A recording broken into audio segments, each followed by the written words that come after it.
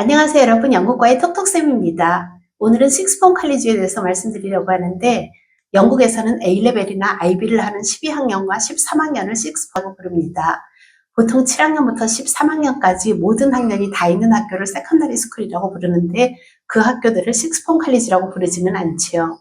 12학년부터 13학년, 즉 대학 들어가기 전에 2년 과정만을 운영하는 학교를 식스폰 칼리지라고 부릅니다. 하지만 대부분의 식스폰 칼리지에서는 GCSE나 파운데이션도 함께 운영을 하고 있습니다. 그러면 이 영상에서는 어떤 경우에 식스폰 칼리지에 들어가는지, 또 식스폰 칼리지의 장점과 단점에 대해서 말씀드리려고 합니다. 먼저 어떤 경우에 식스폰 칼리지에 들어가는지 말씀드리자면, 첫째, 정해진 기간보다 빨리 GCSE나 A레벨을 끝내야 하는 경우입니다. GCSE 2년, A레벨이나 IB 2년, 이렇게 대학 가기 전에 4년이 걸리는데 4년보다 빨리 과정을 끝내야 하는 경우가 있지요.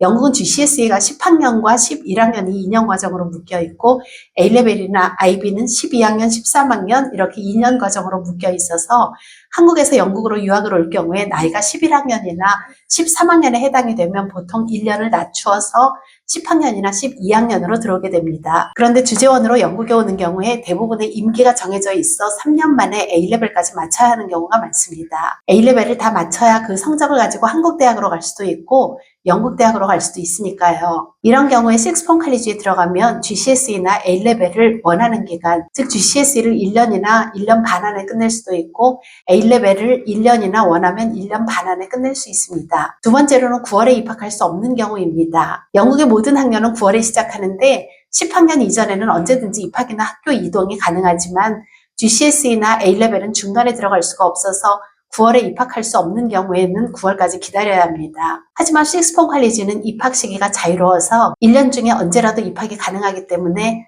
9월에 입학할 수 없는 경우라면 식스폰 칼리지를 고려할 수 있습니다.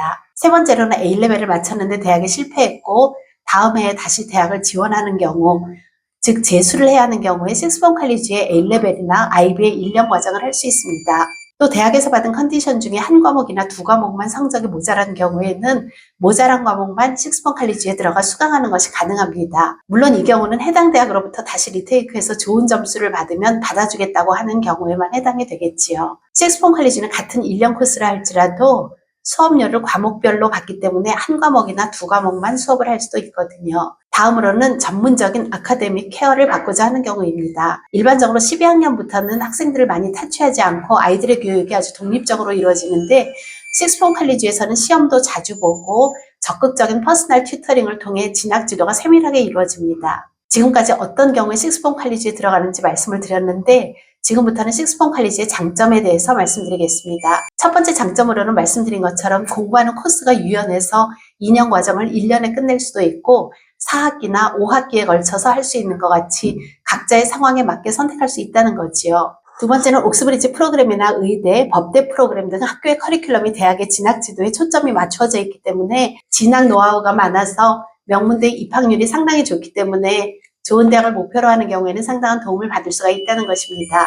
셋째로는 교사진이 옥스브리지 출신이 많고 경험이 많은 교사들을 확보하고 있다는 것이고요. 다음으로는 학생 수가 적어서 대부분의 수업이 10명 미만인 경우가 많아서 학생 개개인의 지도가 세밀하게 이루어진다는 것이고 일반 학교와 달리 2주나 3주에 한 번씩 테스트를 하는 방법으로 아이들에게 작은 타스크를 주고 계속 성적 관리를 하는 학교가 많다는 것입니다. 그리고 일반 학교는 GCSE 아이들은 모두 교복을 입고 식스폼 학생들은 수트를 입지만 식스폼 칼리지는 GCSE 학생들도 A레벨 아이들도 모두 자유로운 복장으로 학교에 다닙니다. 이건 학생들에 따라서는 단점이 될 수도 있겠네요. 이렇게 식스폼 칼리지가 장점만 있는 것은 아니고 단점도 말씀드리자면 첫째로 대부분의 식스폼 칼리지는 영국의 일반 학교와 같이 넓고 멋있는 캠퍼스를 가지고 있지 않습니다. 대부분 몇 개의 빌딩으로 구성되어 있는 경우가 많지요. 둘째로는 PE나 게임 등 스포츠에 일반 학교보다 시간을 많이 할애하고 있지 않습니다. 이유는 야외 시설이 충분하지 못한 경우도 있지만 입시에 관계가 없는 스포츠보다는 공부에 집중을 하게 하는 정책이지요. 아이들의 입시도 중요하지만 영국의 좋은 환경과 인격적인 교육이 더 중요하다고 생각하기 때문에 저는 한국에서 유학 오는 아이들은 특별한 경우가 아니면 영국의 일반 학교에 보내려고 애를 쓰는 편입니다. 그러니까 GCSE 1년 과정을 해야 하는 경우라면 1년은 식스폰 칼리지에 다녀야겠지만 1년 후에는 영국의 일반 학교로 12학년 때 옮기는 것을 권하지요. 하지만 어렸을 때부터 영국에서 자란 아이들은 마지막 A레벨 학교까지 좋은 자연 환경이나 인격적인 교육을 위한 학교가 선택의 제일 중요한 기준이 될 필요가 없을 것이고, 또 좋은 대학을 가는 것이 최고의 목표라면 12학년 때 식스폰 칼리지로 옮기는 것도 좋은 방법이 될 수 있습니다. 셋째로는 장점이 될 수도 있는데, 일반적으로 GCSE를 10과목 정도 하는데 식스폰 칼리지에서는 A레벨에서 공부할 과목과 관련된 6과목이나 7과목 정도만 하기 때문에 짧은 시간 안에 코스를 마치는 것이 가능합니다. 본인이 원하지 않는 과목은 안 해도 되지만 또 A레벨 들어가기 전에 많은 과목을 공부하고 경험하는데 한계가 있다고 생각하면 단점이 될 수도 있을 것 같네요.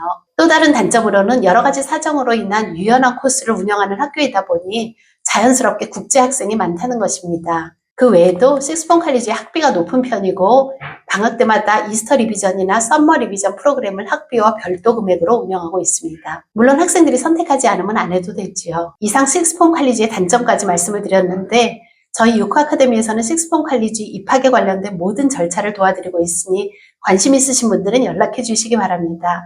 오늘도 함께 해주셔서 감사합니다. 다음 영상에서 만나요.